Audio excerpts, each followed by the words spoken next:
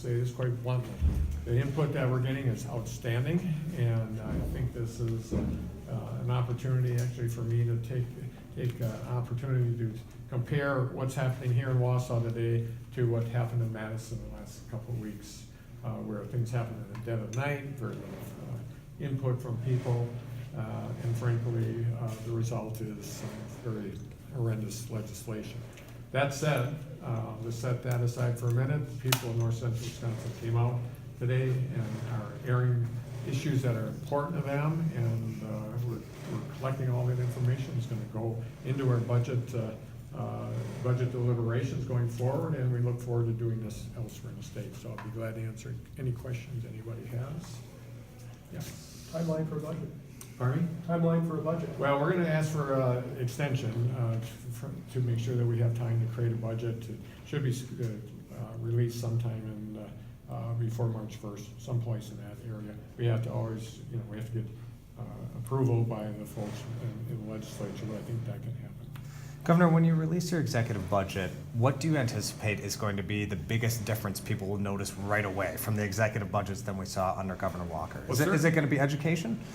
Yes, we're going to focus on the issues that we talked about during the campaign: education, transportation, and healthcare. So what people notice is that what we talked about when we got elected is what we're going to be following through on. But in addition, we're going to have what's reflected, what we're hearing today in that budget also. And I think, I know the Joint Finance Committee goes around the state and does their input sessions, but that's after it's kind of baked. And we're in the process of baking that, and we want people to be part of putting the ingredients in that cake. What is the estimated budget?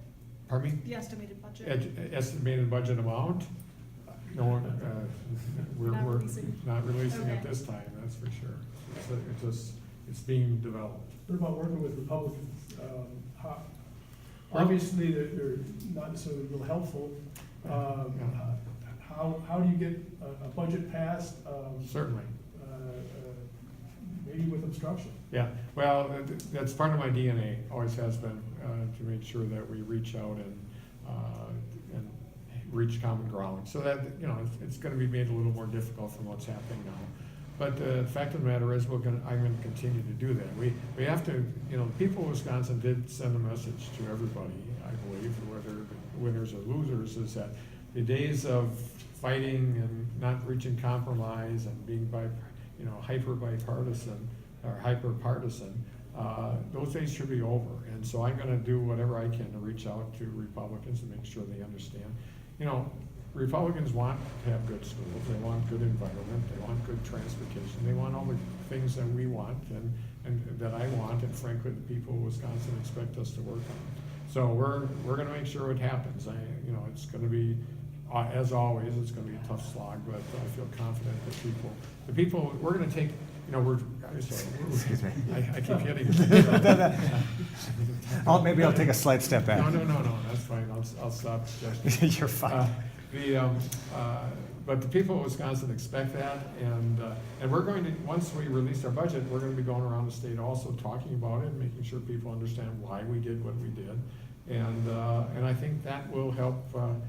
We're going to have the people on our side, so I think our budget will be in good shape.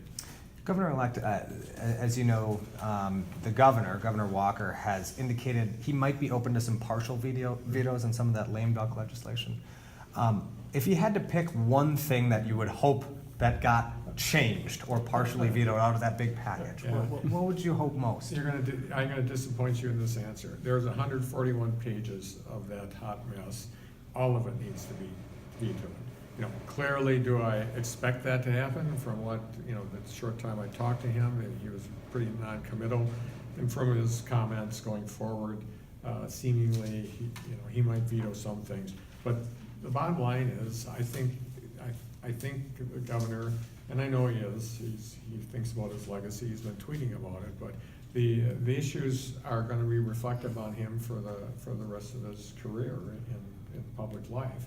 And my goal is to make sure the people of Wisconsin continue to call him and reach out to him and make sure that he understands what an important decision this is. It's part of his legacy, and I doubt if he wants it to be a bad one.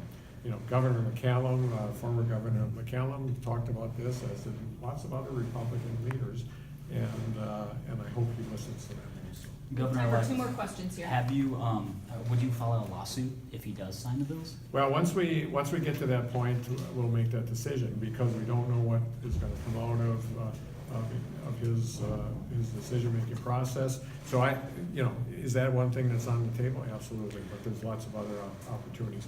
We'll know for sure once we see what it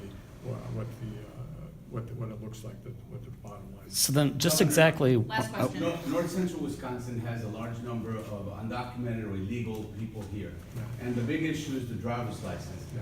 How will the administration process and go through getting and gaining ground so that driver's licenses are again a reality for people Yeah, in the states? that's really important. We hear businesses all the time talk about the fact that there's difficulty finding people to do the work, and there are people that are willing to do the work, but because they can't drive, or legally drive, that causes immense problems. Like, the Wisconsin Farm Bureau is on my side on this issue. They believe that we should be able to have driving permits for undocumented folks. They're part of our society. They add value to what's going on. They're doing good work for the businesses in the state.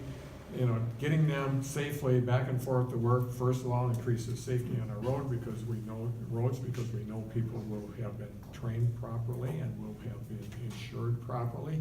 And I think it'll help our economy. So we're gonna continue to talk about it, and hopefully we can change that going forward in the state. So thank Thanks, you very guys. much, Thank you. everybody. Thanks, Governor-elect.